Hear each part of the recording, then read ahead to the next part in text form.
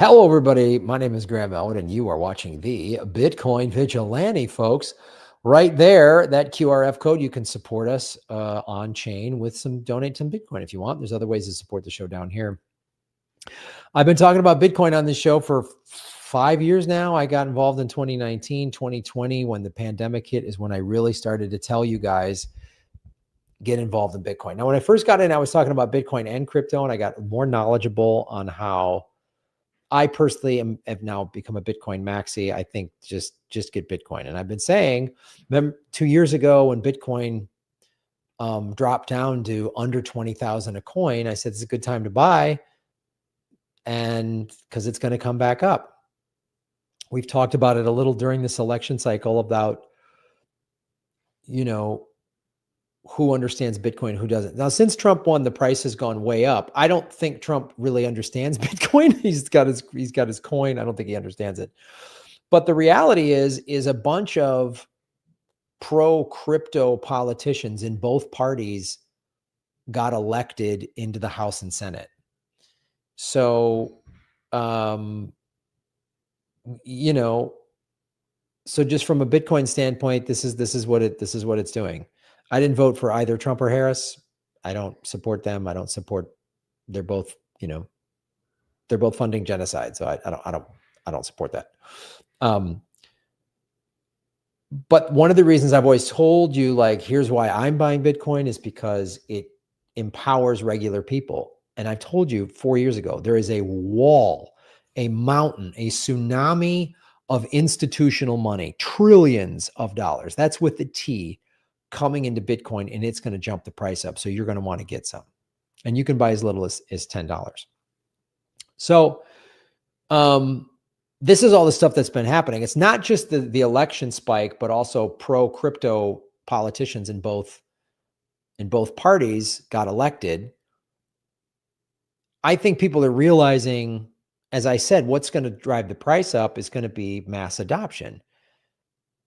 So this was just reported by Altcoin Daily that Pennsylvania, is proposing to use Bitcoin as a reserve asset. Now, why that's significant? Obviously, Pennsylvania is a very large state. The more states and countries that make Bitcoin a reserve asset, like El Salvador is doing. I talked about El Salvador when Bukele got elected and he made Bitcoin their reserve currency in 2021. And I've talked about how the United States federal government owns somewhere over around 150,000 full coins that they've gotten over the years from seizing. So the United States could make this. And if the United States, which has like the largest economy, maybe the second largest to China now, maybe we fall into the two slot. But anyway, one of, if not the, a long time, if they make Bitcoin a reserve, it'll drive the price up. And there's only ever going to be 21 million coins. So that's why I'm telling regular people, this is something you want to buy. But let's look at a couple other factors here. So this is big. Then you've got what Michael Saylor said. This is Max Kaiser watching Michael Saylor on point. This is what Michael Saylor said. And again, he's a big Bitcoin event. 2 weeks. Shares of MicroStrategy hit an all-time high yesterday as well. Joining us now in an exclusive interview is Michael Saylor, co-founder and executive chairman at MicroStrategy. He is joining us from the Cantor Crypto, Digital Assets, and AI Infrastructure Conference in Miami. Michael, it's great to have you on the show.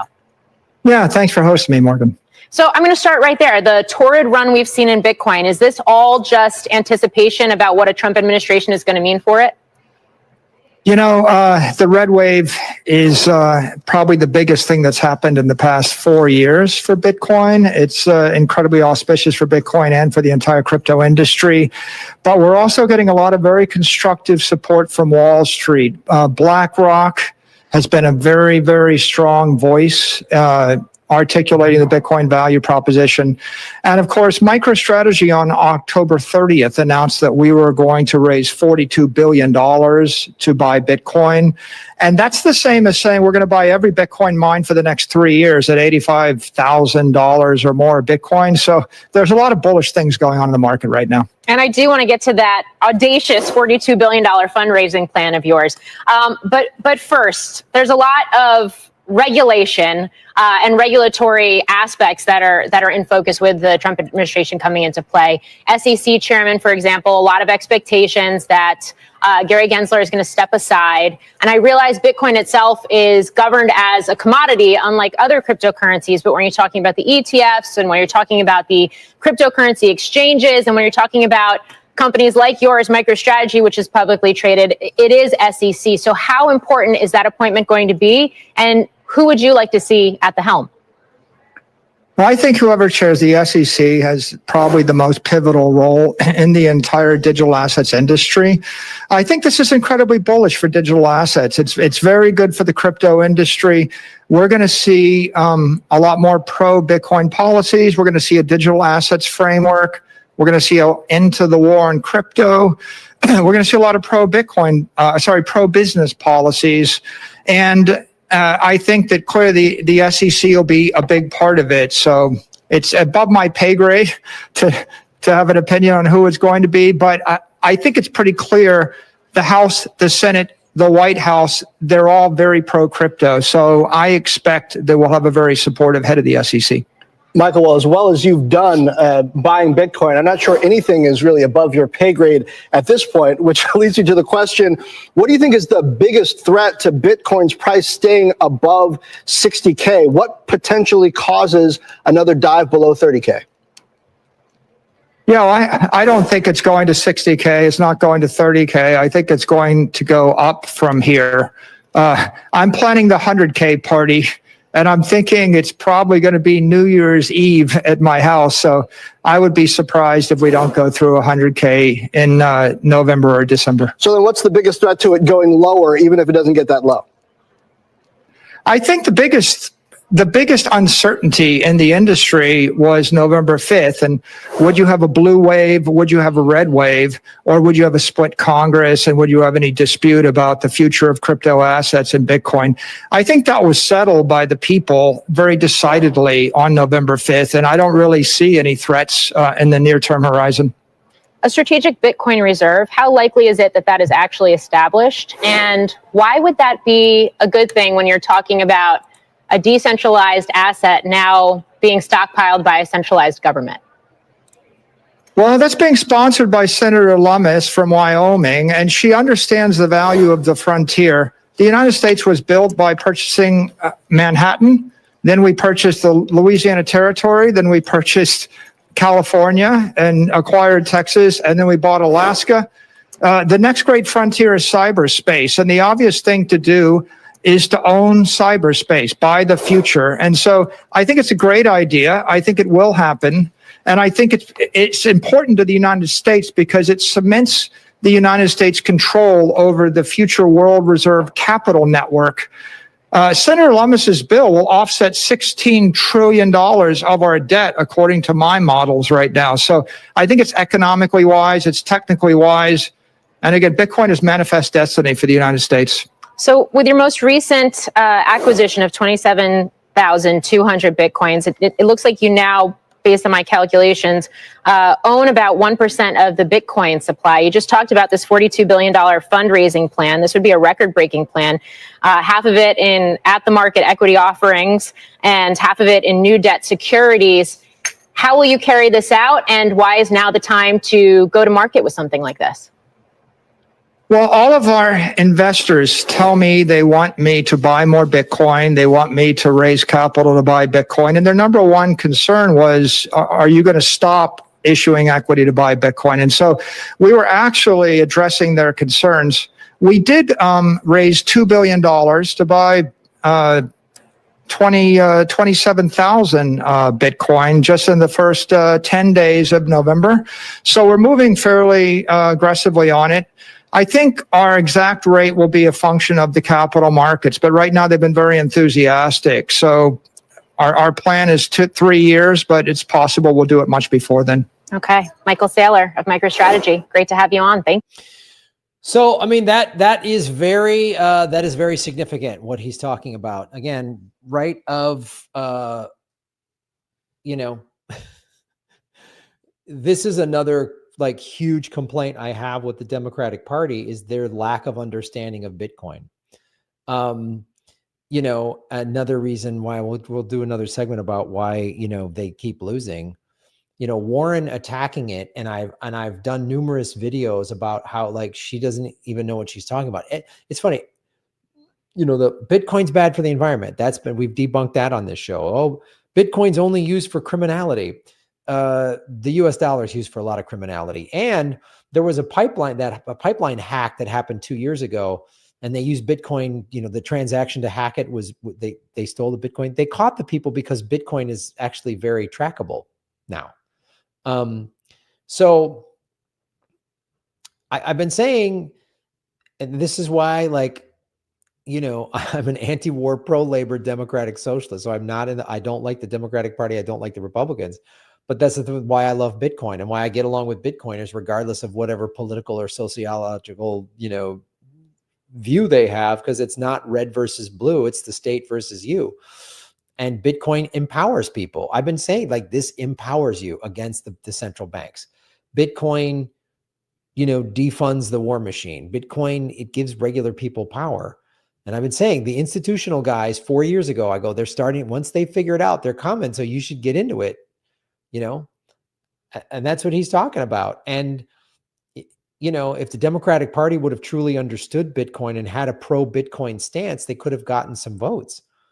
I had an interview a year ago with Jill Stein, when the Green Party candidate, when she was first announced, and I was trying to talk to her, and she was busy. And this isn't like a slam on the Green Party. They're a small little party that doesn't have a lot of money. But I respect what their position is. I was trying to get them to understand how important Bitcoin is and why lefties need to understand Bitcoin more. So I'm writing a book that's going to be out at the beginning of the year called Bitcoin for Activists. And I really hope you understand it and get it and buy it, and it helps lefty activists. And when I'm talking about the left, I'm talking about the anti-war left. I'm talking about the pro-labor left, not the woke left. The woke left can be kind of crazy, just like the religious right, and that's a problem. Somebody in the chat just put, it's confusing on how to purchase. Well, that's a great question, and don't feel bad. I didn't get Bitcoin at all. I'm a comedian, a filmmaker, a surfer. I've never been a big tech or finance person. I just don't. But what I want to, first of all, this is a way to support the show. This is a Bitcoin exchange, swanbitcoin.com. There's other exchanges, Coinbase and crypto.com, but they're crypto exchanges where you can buy all of the other cryptocurrencies, which I think most of them are a little suspect personally, because I've been burned on some of them.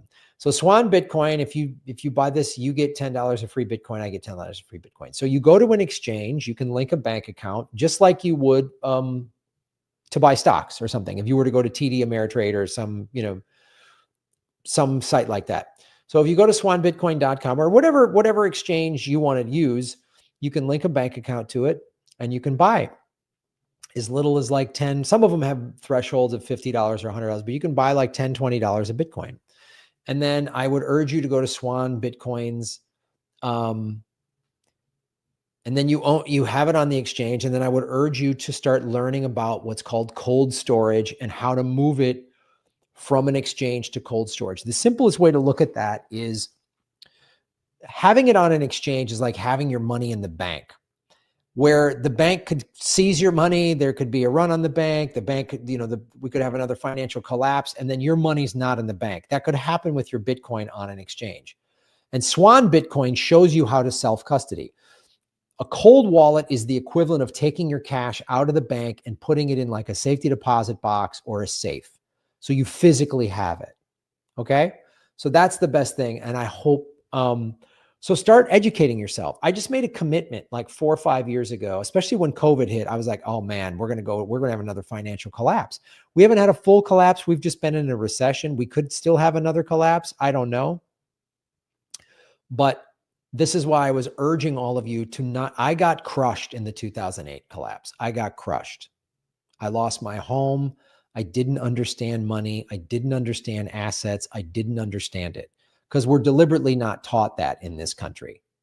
And I saw Bush and Obama, both parties, they bailed out the banks and let 6 million foreclosures happen. So that was like it for me. And I was like, and I just didn't want that to happen to any of you when COVID hit and you know, everything was nuts, the markets, and we still haven't even recovered, I don't think, in this country financially as a result of COVID.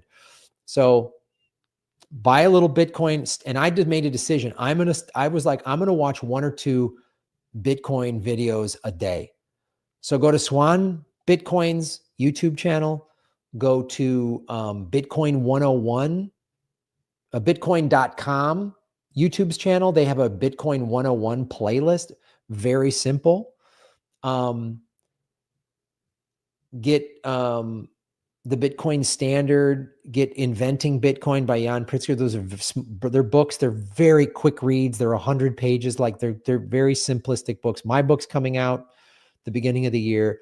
Just make a commitment to yourself to just start just learn. I want to learn more about Bitcoin and learn the difference between Bitcoin and crypto. That's very critical as well. Bitcoin is like digital gold. The altcoins, which is Ethereum and everything else, they're like digital stocks. So they're way more susceptible to corruption. Bitcoin doesn't have a CEO that can get arrested. There's no Bitcoin offices that can get raided by the FBI. Just start learning about it. When you don't understand something, the thing I've said, I just got to go at it and just start learning and just make a commitment. Just watch 10 minutes a day. Just start learning more and more and more and more to empower yourself. All right? Follow the money, connects the dots. Buy Bitcoin, stack sats. This is not financial advice. I'm not a paid financial advisor. And shave your knuckles for justice. Boom.